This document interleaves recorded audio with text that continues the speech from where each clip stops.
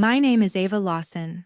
I am 32 years old, and until the night everything broke apart, I worked the overnight shift as an operations supervisor at a medical distribution warehouse outside Indianapolis. I have never been the kind of woman who calls home for help. I was the one who stayed late, covered extra shifts, paid my own bills, and figured things out before anybody could tell me I was asking for too much. But that night, lying in the ICU with my arm wrapped so tightly I could barely feel my fingers, and every breath sending pain through my ribs, I made the call anyway. I truly believed that no matter how distant my family had always felt, this would be the one moment they would show up for me. Instead, I heard irritation in the background, music, laughter, glasses clinking, and then a cold voice telling me they were busy with my sister's party and could not leave over one more problem of mine. That was the moment something in me went quiet. Not broken, exactly, just cold. Like I had finally heard the truth they had been trying not to say out loud for years. To them, I was never the daughter worth rushing to. I was the burden who always survived somehow, the one expected to handle pain privately and return when everyone else was done celebrating. I stared at the dark hospital ceiling, listening to the monitors beep, trying not to cry, trying not to think about the fact that my family had chosen balloons and champagne over me in intensive care. What I did not know was that the worst part of that night was not being abandoned. It was what happened after the room went still, after two officers walked in, after one sentence turned my whole life into something I no longer recognized. Before I tell you who stepped into that ICU room next and why my phone blew up 1 year later, tell me what time it is where you are right now and where you're listening from, because I honestly want to know how far this story is about to travel. My parents were Mark and Patricia Lawson, and if you had seen us from the outside, you probably would have thought we were one of those ordinary Midwestern families who looked better in photos than they ever felt in real life. We lived in a suburb outside Indianapolis where every driveway had 2 cars, every lawn was cut on schedule, and every family pretended nothing ugly ever happened behind closed doors. My younger sister Brooke was the kind of girl people noticed the second she walked into a room. She had bright blonde hair, perfect teeth, effortless confidence, and a way of laughing that made people want to include her in everything. My mother adored her. My father admired her. Relatives called her sunshine. I was the one they described as reliable, which sounds like a compliment until you realize it usually means useful, quiet, and easy to ignore. Brooke always got the exciting things. She got the sweet 16 party with the photo booth and custom cake. She got a newer car before college. She got help with rent when she moved downtown. She got the engagement party with the champagne wall, floral arch, and catered dinner that apparently mattered more than the fact that I was in intensive care. Me, I got lectures about responsibility. I got secondhand furniture. I got reminded that I was older, tougher, and capable of handling things on my own. The strange part was that I still spent years trying to earn love from people who had already decided how much of it I deserved. I helped with bills when my father complained about mortgage payments. I brought groceries by when my mother said prices were getting out of control. When Brooke needed someone to pick her up after a breakup, I was the one who drove across town at midnight and sat with her in silence while she cried into my sweatshirt. I did all of it because part of me kept believing effort could close the distance between us. But that distance had always been there. It was in the way my mother's smile tightened whenever I spoke too long at dinner. It was in the way my father praised Brooke for ambition and called me intense for having the same kind of drive. It was in every holiday where Brooke sat in the center of the couch, opening gifts, while I stood in the kitchen refilling drinks and clearing plates before anyone even asked. I used to think maybe I was imagining it. Maybe I was too sensitive. Maybe every family had one child who fit naturally and another who always felt like she had shown up to the wrong house by mistake.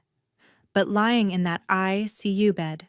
After hearing music and laughter on the other end of the line while I tried to explain that I was hurt and scared and alone, all those years suddenly lined up in my mind like proof.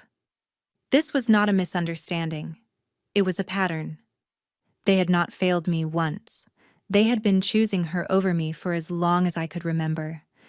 And that night, they were not even pretending otherwise. The next morning, nobody came. Not my father with his truck keys in hand.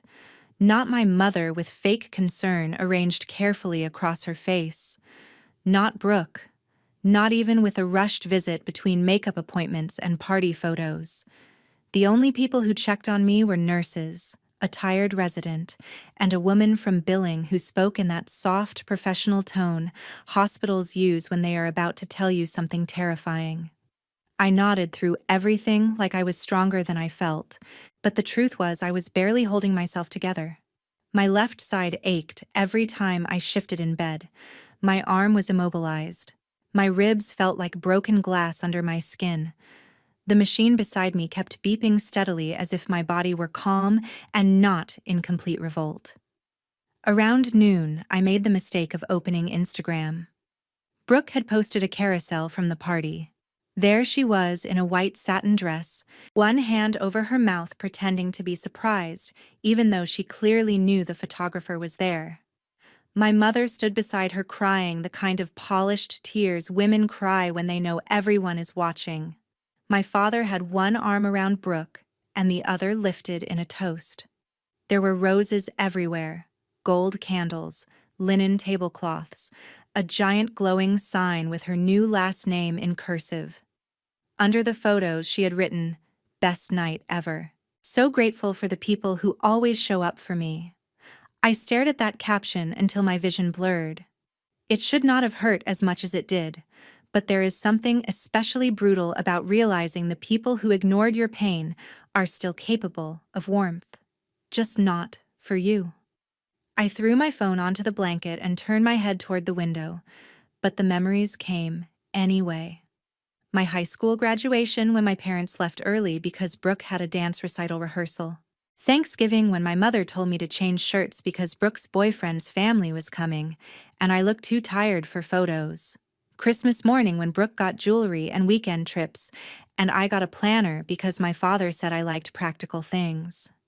Every memory carried the same message. Brooke was the celebration. I was the inconvenience between celebrations.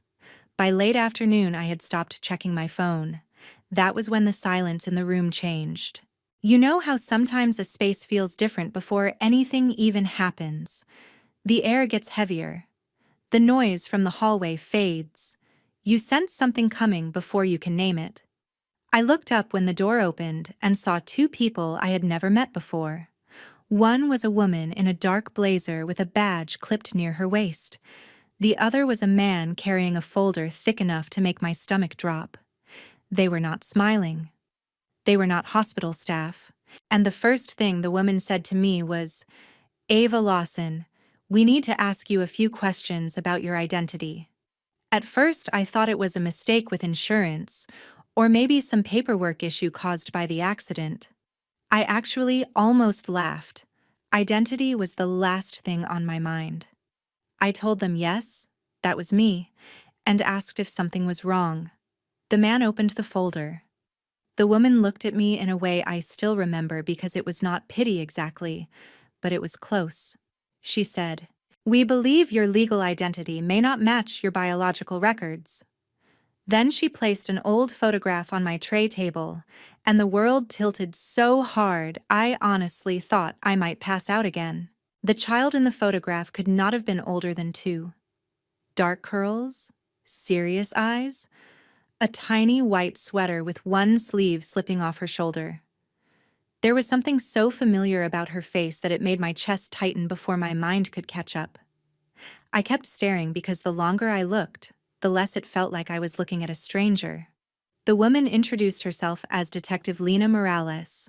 The man beside her was Special Agent Owen Price. They explained that after the accident, There had been a routine issue verifying part of my documentation through an expanded hospital identification process connected to an unresolved multi-state cold case review. That led to a secondary check. The secondary check led to a DNA flag.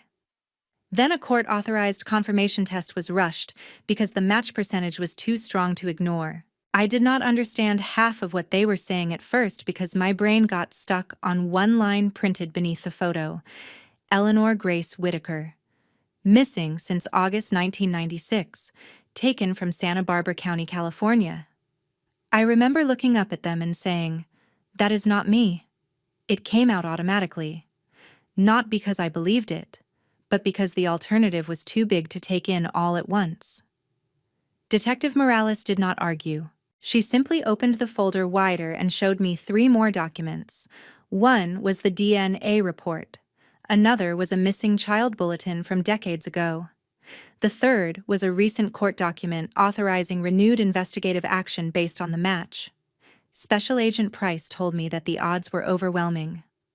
My biological parents had submitted DNA samples years ago and kept them on file with law enforcement. They had never stopped searching. For 30 years, they had never stopped. I kept waiting for someone to say this was a clerical error, but nobody did. Instead, they asked if I would consent to one more rapid comparison test just to eliminate any possible challenge later. I signed without fully feeling my hand. My heart was racing so hard the monitor started sounding faster.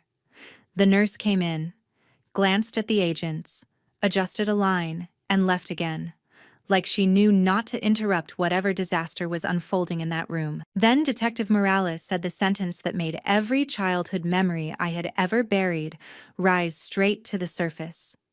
"We believe the people who raised you were involved in your disappearance, not just aware of it. Involved." I could not speak. My mouth went dry. My mind flashed through every strange thing I had normalized growing up. The missing baby pictures before a certain age. The way my mother hated questions about my birth. The way my father once snapped at me for requesting a copy of my birth certificate for a college form and told me to stop digging through papers that did not concern me. The way I had never looked enough like anyone in the family for strangers to stop making awkward comments about it. Detective Morales said Mark Lawson had once worked as a contracted maintenance employee for a private estate in coastal California. Patricia had also worked there part-time in household support during the same period. The estate belonged to the Whitaker family, the family whose daughter disappeared. My mind could not hold all of it.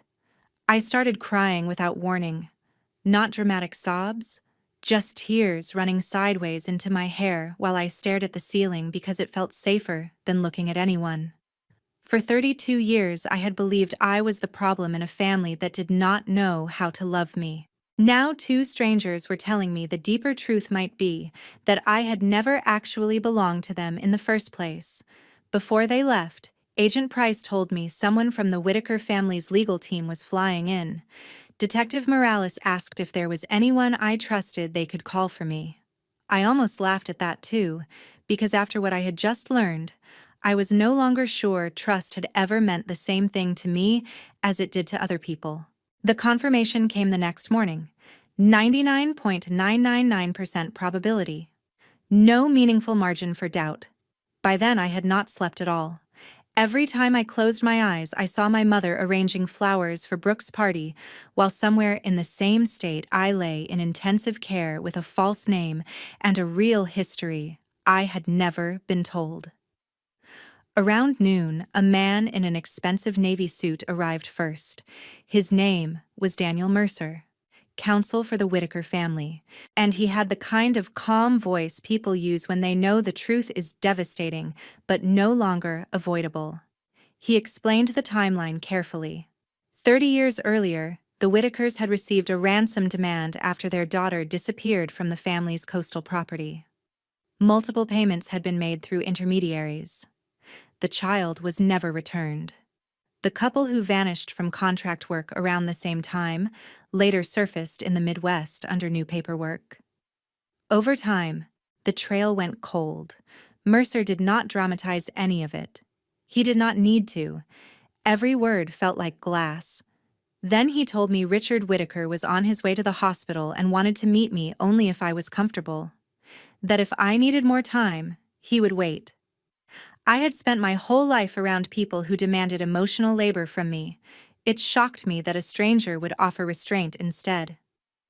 When Richard finally walked into the room, I understood immediately why people used words like powerful around men like him, but power was not what hit me first. Grief did. He was tall, silver at the temples, wearing a dark overcoat that looked tailored even though it was raining outside. He stopped near the foot of my bed and just looked at me like he was trying to memorize every feature before his courage gave out. His eyes filled before he even spoke. He said my first name the way people say a prayer they are afraid to hope has been answered. Not Ava. Eleanor.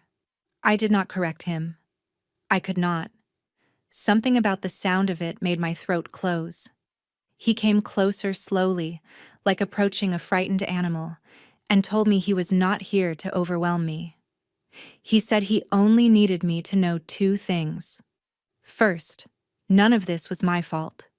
Second, I had been loved every single day of my life, even when I had no way of knowing it. That nearly destroyed me. Because there is a specific kind of pain in realizing the love you begged for in one house had existed all along in another. Only an entire crime had stood between you and it. Richard told me my biological mother, Elena, was still in California because her doctors had advised against immediate travel. He told me I had an older sister named Claire who had grown up in the shadow of my disappearance and never let a birthday pass without mentioning me. He told me there had always been a room kept for me, not turned into storage, not repurposed, kept. I cried harder at that than I did at the DNA results, because a room kept for you means someone expected your return, even when time tried to make it irrational. He did not ask me to call him Dad.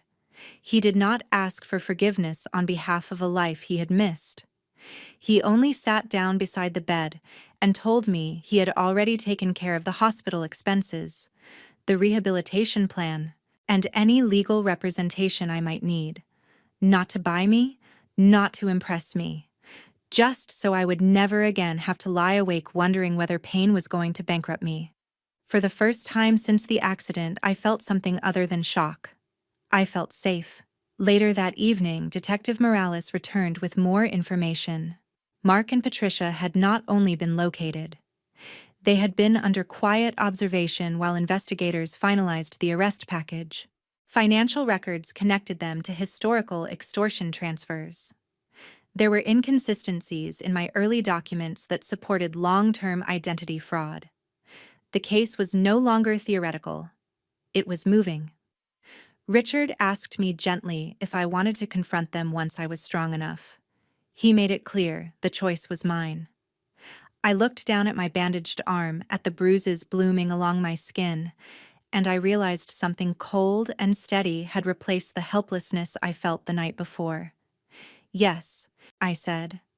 I want to hear them say it to my face, not because I needed closure, because I needed the truth stripped of every excuse they had hidden behind for 30 years. A week later, I was discharged into private outpatient care arranged by Richard's team, and 2 days after that, I asked to go to the house where I had grown up. Not because I wanted to go home. That word no longer belonged there. I wanted to stand in that living room and see whether the people who had dismissed me so casually from an ICU bed could still look me in the eye once the lie was over. Richard came with me. So did Detective Morales and Agent Price, though they waited until the signal to come in. When Patricia opened the door, she looked annoyed before she looked shocked. That lasted less than a second. Then she saw the people behind me and all the color drained from her face. Mark stepped out from the hallway with that same hard expression he had worn my whole life, but I saw fear crack through it almost instantly. Brooke was in the kitchen, still surrounded by leftover decorations and half-boxed gifts from the engagement party. The symbolism would have been funny if it were not so sick. Nobody spoke at first. I walked into the room slowly, taking in the couch where Brooke had opened Christmas presents, the dining table where I had spent years clearing plates while everyone else laughed, the framed family photos on the wall that suddenly looked less like memories and more like evidence. Patricia started crying before I even said anything. She called me Ava in that wounded tone mothers use when they want credit for suffering caused by their own choices. I told her not to call me that until she answered one question. Did you take me? She sat down so fast she nearly missed the chair. Mark said we should all calm down, which was rich coming from a man whose entire life had been built on keeping me confused and obedient. Richard did not raise his voice. He simply placed a folder on the table and said federal charges were ready. This was their chance to speak before handcuffs did the rest. What followed did not feel like a confession. It felt like rot finally surfacing. Mark admitted that he and Patricia had known the Whitaker estate well enough to exploit its routines. He said they had needed money and believed one big ransom would solve everything. But once it worked, once they had me, turning back became impossible. Patricia claimed she had wanted to leave me somewhere safe after the first payment. Mark said that was a lie. They argued over details like a divorced couple fighting about kitchen paint while discussing the theft of a child. Brooke kept saying, "Stop, stop, stop," like repetition could reverse reality. Then Patricia said the ugliest thing she could have said, maybe because truth makes selfish people crueler when they can no longer hide. She said I had made her feel trapped every day of her life, that every time she looked at me she remembered what they had done, and it was easier to resent me than live with her own guilt. I should tell you that I broke down in that moment or screamed or begged for some explanation that would make any of it human. I did not. I went completely still. Because that sentence explained everything. Why I was treated like an obligation. Why Brooke got softness and I got scrutiny. Why my pain had never moved them. I was not the daughter they failed to love properly. I was the evidence they hated having to feed. Brooke started crying then. Real crying. Mascara running. Hands shaking. She looked at my parents, then at me, then back at the photos on the wall like she was seeing the house for the first time too. But even in that moment, my sympathy did not go very far. She had built her life on my erasure and never once questioned why I was always the one told to wait, adjust, understand, absorb. Mark tried one last move. He said none of that changed the fact that they had raised me, that they had clothed me, fed me, given me a life. I looked at him and said, "No, you gave me a lie and expected gratitude because it was easier than prison." That was the signal. Detective Morales and Agent Price entered with the rest of the team behind them. Patricia started begging immediately. Mark cursed once, then went pale when he heard the full list of charges: kidnapping, extortion, identity fraud, conspiracy, obstruction. There were also civil actions coming. Daniel Mercer had made that very clear. The Whitakers were not just reclaiming me, they were going to dismantle every stolen piece of the life built from my disappearance. Brooke's fiancé called while agents were still in the house. I know because her phone kept lighting up on the counter with his name, and then finally a text preview that read, "We are done." I did not pick it up. I did not need to. The room already sounded like consequences. Patricia was sobbing that she could explain everything to the community, as if there were a public relations version of child abduction that might save her country club friends from judging her too harshly. Mark was led outside in handcuffs past the neighbors who had started gathering at the curb. Cameras would come later. So would the headlines. So would the asset freezes, the mortgage review, the legal filings, the humiliation Brooke would endure when every wedding guest learned exactly what kind of family she came from. That afternoon, the entire structure of their lives collapsed in front of me, and the shocking part was not how dramatic it looked. The shocking part was how little triumph I felt. Not because they did not deserve it. They did. but because revenge, real revenge, is quieter than people think.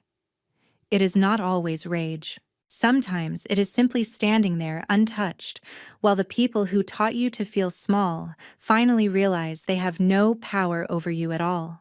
The first months in California felt unreal in ways both beautiful and painful. Richard brought me to the house where I had once lived as a toddler, though it was Elena who made it feel like something more than a monument to grief. She met me at the front door and touched my face like she had been holding that gesture in her body for 30 years. Claire cried the first time she hugged me, and then laughed through tears because she said she had spent half her childhood inventing versions of the sister she hoped would come back someday, and none of those versions had ever been as stubborn as I was. There was a room upstairs that had been kept all those years. The furniture had changed over time, but the intention never had. I stood in that doorway for a long time before going in. It did not magically fix anything. Healing is not that simple, but it gave me something I had never had before, which was proof that my absence had mattered. I spent months in physical therapy and even longer in emotional recovery. I chose not to move into the family estate permanently. I rented a small place in Santa Barbara instead, close enough to visit often, far enough to build a self that was not entirely defined by trauma or wealth. Richard offered me any role I wanted inside the company. I said no. Elena worried that I was trying too hard to prove I could survive without help. She was partly right.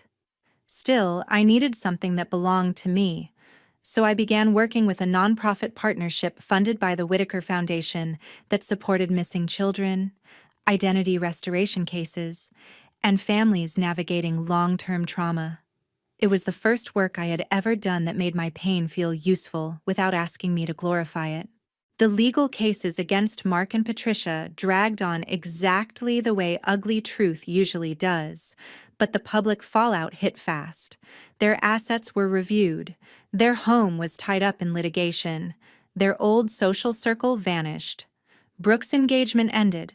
Her freelance event work dried up after local coverage connected her family name to the case. People who once praised my mother for her taste and my father for his discipline suddenly remembered other appointments, other calls, other places to be. Funny how fast loyalty disappears when evil stops dressing itself up as respectability. 1 year after the accident, I was sitting at my kitchen table going through grant proposals when my phone started vibrating nonstop. I ignored the first few calls because unknown numbers no longer interested me. Then I noticed the area code, Indiana. By the time I picked up the phone, there were 29 missed calls in 1 hour. Some were from Patricia, some were from Brooke. One voicemail from Patricia was just crying and breathless fragments about how everything had gone too far and how they needed to talk. Brooke's messages were worse because they still carried that same buried entitlement I had grown up around. She said I needed to stop being cruel. She said our family had already suffered enough. She said maybe if I made one statement to the attorneys or the press about wanting peace, some of the financial pressure could ease. There it was. Even after everything, they still did not want me. They wanted access. They wanted rescue. They wanted the daughter they ignored in the ICU to save them from the fire their own choices had started. I called back once, mostly because I wanted my silence to become a decision and not just an accident. Brooke answered first. Her voice sounded thinner, older, stripped of all the sparkle she used to wear like a birthright. She started talking immediately, saying Mom was a mess, that the legal bills were unbearable, that people were awful, that none of them had expected it to get this bad. I let her speak until she finally stopped and asked if I was there. Then I said the only thing I had wanted to say since the night I lay in intensive care listening to party music through a phone line. Get lost. I hung up before she could answer. Later, I learned Patricia and Brooke had been together when I said it. A mutual acquaintance told Claire that both of them had gone completely pale. Good. Not because I needed them destroyed all over again, but because sometimes the most important lesson a person can learn is that love is not an emergency service they can dial after years of cruelty. What happened to me taught me something I wish more people understood. Family is not defined by who claims you when it is convenient. It is defined by who protects you, who tells you the truth, who stays when staying is hard. And healing does not always look like reunion. Sometimes healing looks like a closed door, a quiet apartment, a body slowly recovering, and the courage to believe that your value was never determined by the people who treated you like a burden. I used to think being chosen was the same thing as being loved. Now I know better. Real love does not make you beg for basic care.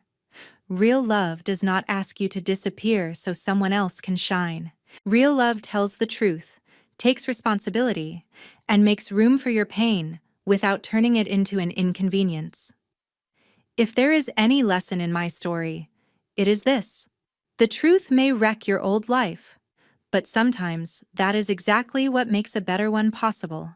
And if you ever find yourself standing between guilt and peace, choose peace. It will cost you less than spending another year trying to be enough for people who were never willing to see you clearly in the first place.